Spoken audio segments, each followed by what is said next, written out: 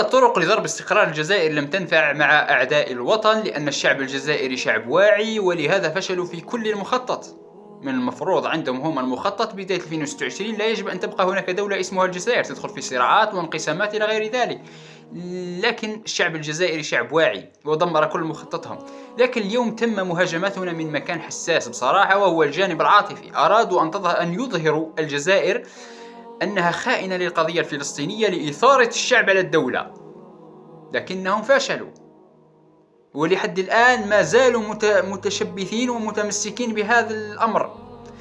من دعم فلسطين لتكون الحرب متكافئة؟ قطر بإعاز من أمريكا.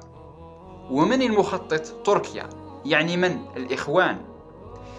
بداية عندما صرحوا أو عندما شكرت الفصائل الفلسطينية الدول، لماذا لم يشكروا الجزائر؟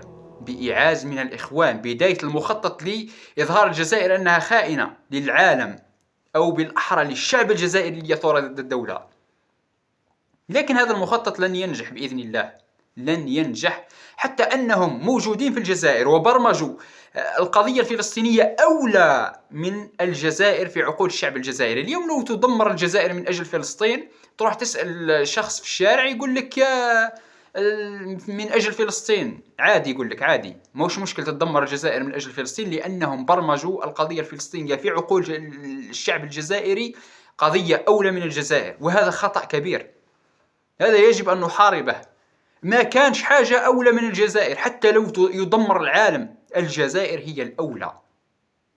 وهذا من الأخطاء الكبيرة التي صح نتعاطف مع الشعب الفلسطيني، نتعاطف مع القضايا العادلة، نقف مع أي دولة عربية حتى لو كانوا خانونا من قبل ويتحوا في مأزق، نعاونوهم، لكن لن تكون هناك قضية أولى من الجزائر.